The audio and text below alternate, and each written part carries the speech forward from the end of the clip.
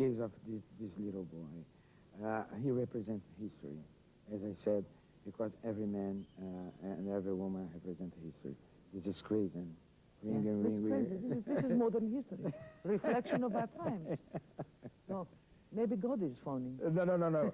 God faxes, but he never calls, right? Yeah, he writes always. Exactly, because I do believe in the power of the written word. I do believe that in the end of this next century, probably internet is gone, or CD-ROM is gone, or video cassette is gone, but the book will be still there. It will still be there, you know, because it has a magic. It seems, you know, that a written word, or any word that we say, is a concentration of everything, you know? Of logos.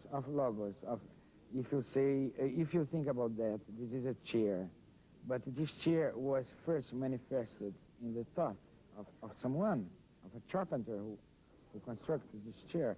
And if you say love, you know, in this very small word, you contain, you know, the universe, cosmos. Cosmos, yes. Cosmos. Now I'm a cosmopolitan. Plato says that ideas come as a remembrance. Yes. As a remembrance of pre-existing beauty and creation. Yes.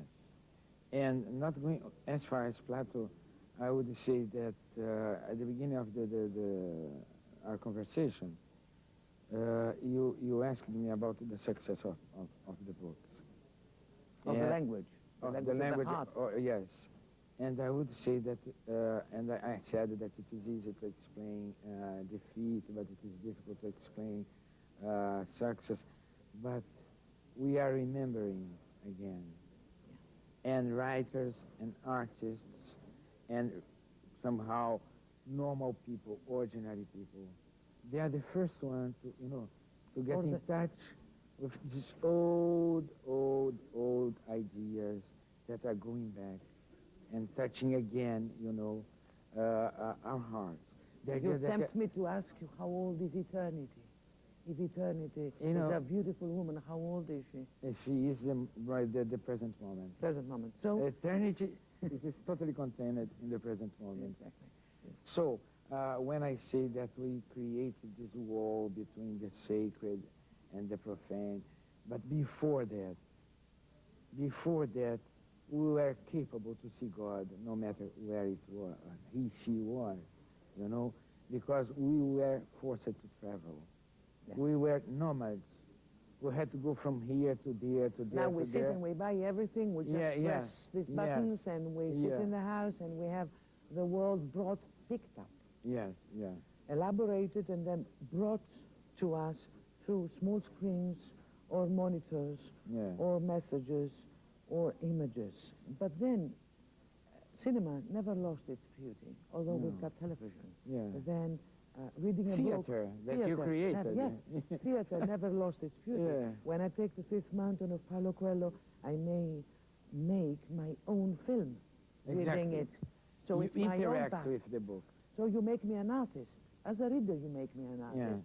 You know, I have to tell you something about the 50 Mountain. The first version had, I don't know, 1,000 pages. I tried to show my, you know, my culture, or just these temptations that you have to, you know, to share with your readers that you read about Phoenicia, right?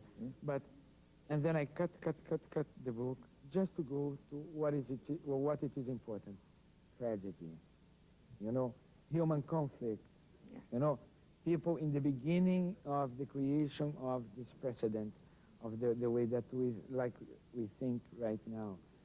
But when we read the 50 Mountain, when I read books of other authors, when I read Ithaca, for example, you know, then you know that something, you know, before that time, and there we are gathering again. There we are getting contact again, you know, through poems, through books, through cinema, through theater, through art that always reflect, you know, l'avant-garde, the beginning of a new thought. I will give you a verse. I will try to translate it. It's a very small one. You know, elite is the noblest. Yes, sir. He says in one of his verses, shines inside me the unknown. Always shines inside somebody the things he doesn't know. So it's like giving the inevitable also the beautiful side. When a woman you meet and you love and you're in love all of a sudden, this is the unexpected, this is the inevitable sometimes. Yeah. That you can never control. That you can never control. Never Never. But what is freedom after all? Above from choosing, above from following your heart. In my opinion? Yes. What is freedom?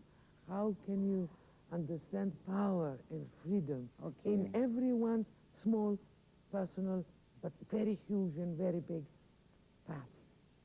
Freedom, in my opinion, is not this abstract thing that you can stay, you know, for a Sunday afternoon doing nothing. Freedom, in my opinion, is the capacity that you have to commit yourself to your dream and then to be a slave of your dream. You understand? It is a paradox. No, I understand that very much. From the moment that you're totally committed with something that you do believe. Choosing the slavery. It is choosing the slavery of your dream. Yes, of your path. Because it will need rigor, it will need discipline, it will need compassion, it will need moments that you say, oh, I'm fed up. I'm fed up. I was right off by, I'm fed up. I don't want to do this anymore. But then, the next morning, you wake up and your energy is back. So, in the 50th mountain, I talk a lot about perseverance. I talk a lot about patience of crossing or surmounting these barriers and learning that you have to go no matter how tired you are, because the other choice is comfort. That for 1 year is very interesting. For 2 years may be interesting, but then you start to get bored, and then you are dead. Because you cannot, you are not in the good fight, the tragedy, as you said in the Greek sense, you are not in the good fight of this life. You had stopped the movement. And life is movement. Because at the end of tragedy, you have to have catharsis. You know what's catharsis? Of course. It's a Greek word. Look, I mean, no, miracle is an international feeling, an international word after all. But so catharsis is the end. So at the end of a tragedy, there's always a spiritual, sentimental, plus theatrical solution of the tragedy. An ecstasy. Yeah. So it's a complex world that's getting simpler and simpler and simpler because... Thank you that you say that, because I do believe that it is complex, but it's getting simple. It's getting simpler, but not naive anymore. No, because people tend to complicate. So what about the biggest enemy? It's one of the ideas that they can be found and written in the fifth mountain. What about guilt, which is one of the worst devils and enemies somebody has? I do believe. Throughout his own life, in every culture, in every religion, there's always guilt running after you. So sometimes you betray a dream because there's guilt. And what is it? Is it inside guilt? Is it the check of innocence? Is it the child that doesn't cry for the mother he lost? Or is it a guilt imposed? I do believe that guilt is one of the worst things that we can feel, because it was somehow imposed by people that are unhappy. Unhappy. So they do believe that they have to level everybody with their unhappiness. We have to be full of joy, because life is joy. And I don't mean that life doesn't have tragedy, but also has moments of joy. And life itself has a meaning, even if you have to respect the mystery of life and never try to understand it fully. It is impossible. I met a lot of people who explain me, oh, we are here for this and that and that and that. And then I start meeting people that say, well, I don't know why we are here. However, there is a reason. And I try to do my best, and I try to give my best to life. So, and then duty comes. and they started to impose, oh, you cannot be joyful because there are people suffering because of this and that and that. And I say, I'm totally conscious about the suffering of the people. You don't play Paso Doble in a church like in Piedra. Exactly, exactly, exactly. And it is my responsibility as a human being, you know, to share with them, not exactly my way of seeing life, but my enthusiasm. Enthusiasm. That has this Greek root, theos, right? Mm-hmm. I'm not a Greek specialist, but No. you create but the as language. But as a Catholic, you've been brought up when you were taught to be a Catholic with the sense of guilt. Of guilty all the time. Like an Orthodox Jew also would be, you know, taught and grown up with the idea that God comes as a revenger, somebody who gave you the present of life, like he wants to get it back. But God is not that bad. God. No. And I do believe that, for example, the idea of sin, the only way that you have to answer this question is not a positive way, but in a negative way. We can synthesize in a very simple sentence saying, don't do to the other people what you don't want that they do with you. What about going one step more? Do to other people things that would please you. Offer them things that would please you. This is dangerous. Just break the... Oh, no. Break the wall of offering to people. I would say why I think this is dangerous, because then we started to believe that we have the truth of good things and bad things. And being gods. Yeah. So I rather use the negative form of this sentence and say, don't do what you don't want that they do with you. Instead of making to others what? Then what please us, because this can be dangerous. Yes. This can be you can turn out to have superpowers. Yes, exactly. and then you started to impose your ideas and say, oh, this is fantastic to go to the park. Well, I hate the park. I want to go to the sea. Ah, no, the park is better. Yes, and then you try to convince. And then you try to convince, and then, you know... In the Fifth Mountain, you have, after the big crisis in the invasion of the Assyrians, you have one of the best solutions one can have is giving the freedom, Elijah says to the people, you can choose your own names now. You can give meaning, so you can be reborn and rebaptized, and then you can give your own self the name you choose. So I'll be the interviewer now. If you had to choose a name, what would be the name that you choose for you? Eros. Eros? Yes. Eros, love, communication. Yes, I know Eros. What would you choose? Pilgrim. Pilgrim. Yes. The one who travels, and the one who looks around, you know, not always fully understanding, but always full of the joy of life, of enthusiasm. You're a man, I'm a woman. So we chose naturally. Naturally. Yes. You're talking in your books, in all your books. Plus in this one, although she disappears earlier than others because war is one way or another a male case. It is. It is a male case. You're right. So the fine woman, the woman who tries and finds out with colors how to write a language, because you bring colors in the language, which is something I like very much. Like the Greeks put vowels in the language, as you say. She disappears, but she's there. She's always there. She's the land. She's the fertility. She's the inspiration. You talk a lot about the woman side of God. In the first books that I read, I had this feeling of a revolt, a provocation, talking about new kind of God, that woman comes into the image of God and becomes one, having another kind of triple idea of God. Exactly. Why? Why? You could be very well misunderstood, misinterpreted, turn out to be politically correct. No, but it is some not feminists the case. in the States would be very happy about this. To begin with, I'm politically incorrect. Me too. So, me too. Thank you. Thank you. Thank you. we must. You're an extremist. That very clear. I smoke. I drink coffee. I drink wine. I eat meat. So I do not believe in this new fundamentalism that it is arising in the United States. God. And God.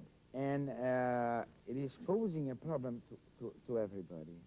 So I do believe that, again, don't impose to other people what you don't want to be imposed to you. Yes. No? So in this case, it is because we only see God towards the eyes of someone who feels guilty. Mm-hmm. And we forgot that we have to feel love towards God. So the idea of God the Father is that one who tells to the child, do that, and do that. And the child, of course, she or he never, feel comfortable with the idea of doing what God is imposing us. And she or he escapes from God's way.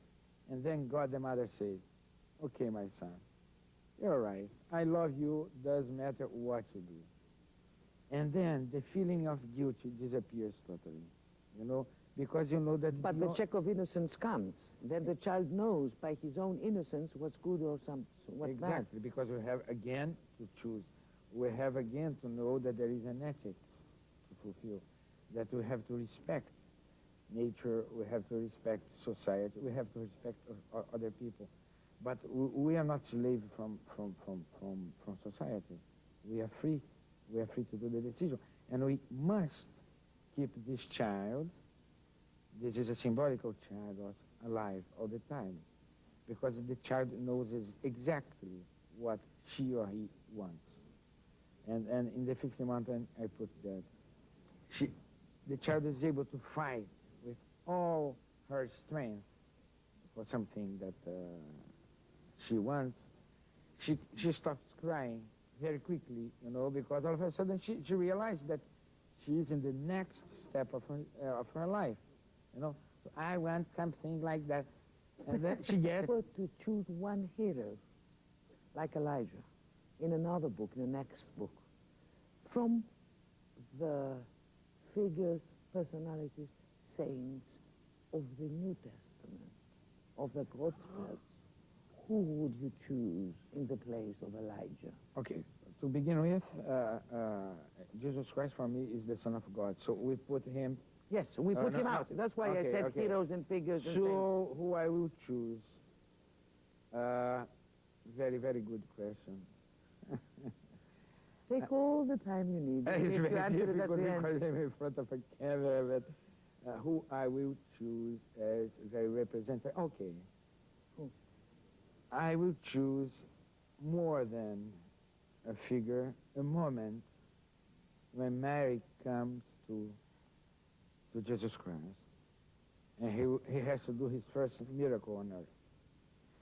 And of course, he knows, or she knows, that from that moment on, his public life will start. And it's a very mundane, very profane miracle, because they don't have wine.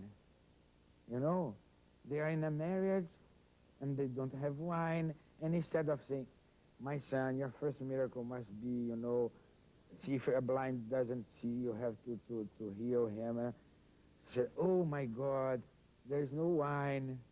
So why not to use your power as a God, to change water into wine? And God and Jesus Christ say, but mother, it's not yet the time. You have to do that. And Christ at that moment does a very symbolical gesture. And he changes water into white. Not on the contrary. He's an alchemist.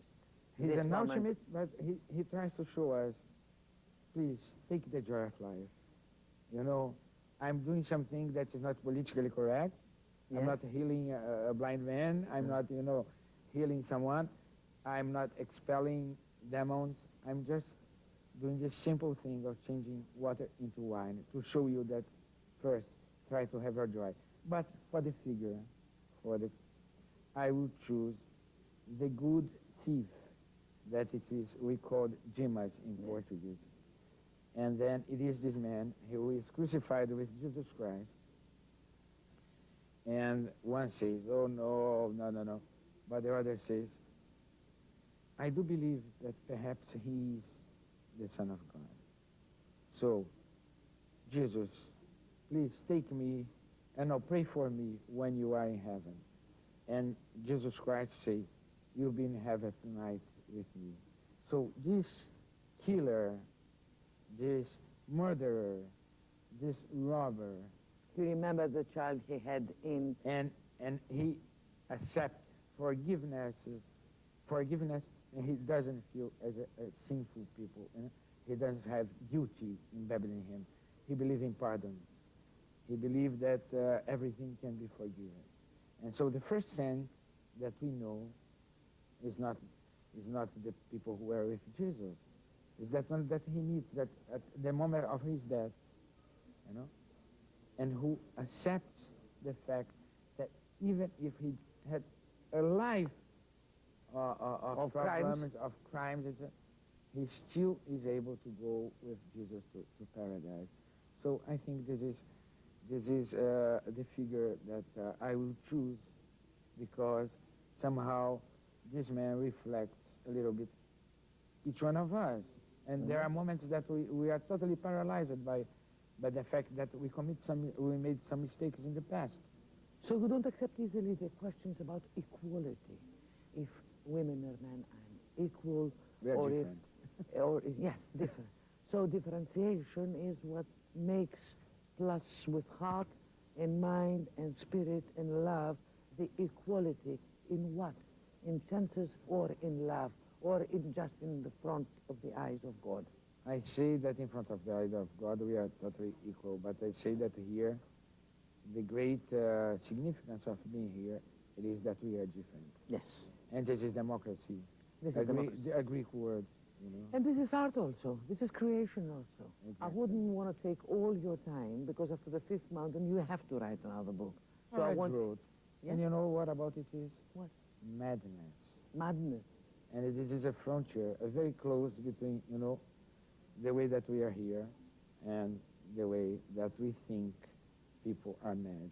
What's the title of this book? It is Veronica Decides to Die, but it will be published in Greece only in the year 2000, and here in France also. So let's not talk about Veronica. No. Let me give you one puzzle to solve, like if you were Elijah in the fifth mountain, and this is my last question. You're in a big boat. The boat sinks. You have one very beloved person with you, and somebody you don't know. And you're in the water, and your powers, if you ask your heart, can permit you to save only one person, because you know how to swim, and the other two, one unknown, and one you love deeply, and you're keen to. I don't name it. It could be your woman, your child, your friend. And you have a chance of saving only one of them, the one that's closer to you, and he's the unknown. Who would you save? Would you try to swim towards the beloved one, or just save the one you can beside you? Of course, because I didn't know that you were going to say that the closest to me. The closest is the unknown. I think that, of course, I'm totally convinced that I would save the closest one. And this is not because I didn't love the other person, that I didn't give her all my life. This is because it is in the realm of possibility. And the inevitable good. And the inevitable good. And perhaps, you know, the destiny posed me this situation. And the only possible situation is to save the closest one. I will do that without any guilty. And I know that the beloved one, either she or he will survive by a miracle, because I do believe a miracle, or if she dies, she will pray for me, and she will be totally convinced that I did the right thing. That's why I understand why you chose simplicity in your books, simplicity of messages, so that they can be translated and understood all over the world. I thank you very much, and I wish you, when you reach the high peaks of your fifth personal mountain, not to be burned like Elijah did not. Thank you very much. Thank you very much. For this magnificent Thank you very much. interview. Thank you very much. And I see you in Greece again. Thank you.